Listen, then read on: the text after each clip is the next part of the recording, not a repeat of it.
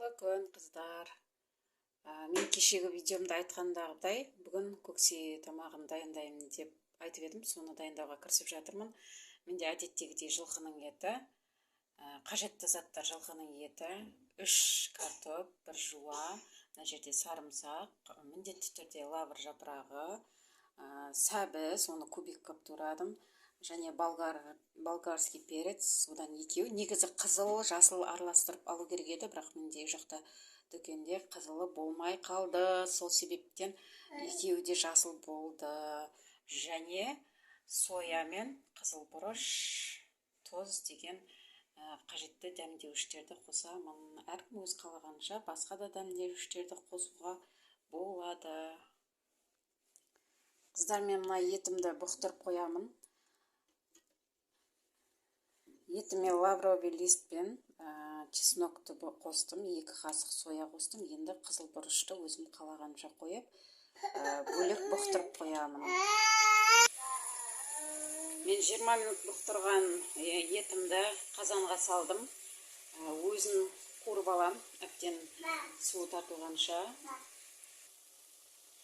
Еттің суы тартылды. Енді жуамды қосып, кішкентай қасықпен 1 қасық томат қосып, әрі қарай тағы кішкене қуырам. Айтпақшы қыздар, мен осы уақытқа дейін лағманның әртүрлі қылып пісіріп көрдім. Маған осы түрі өте қатты ұнады.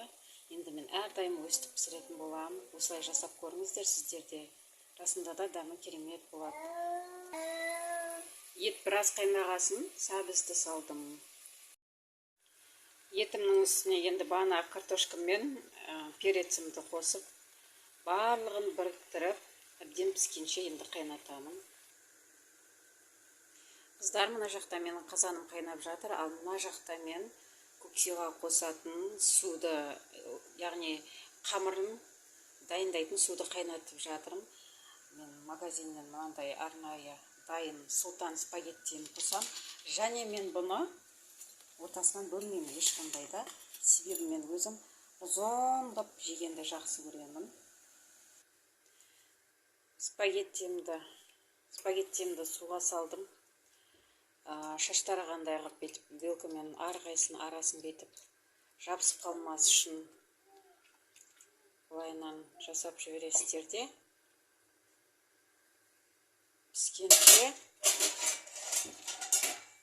Піскенше қақпағын жауып қоямыз.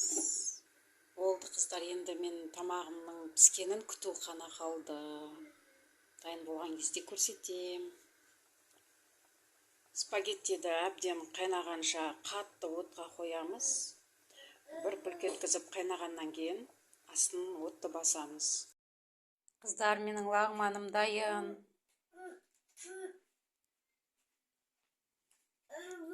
Бізге ас болсын.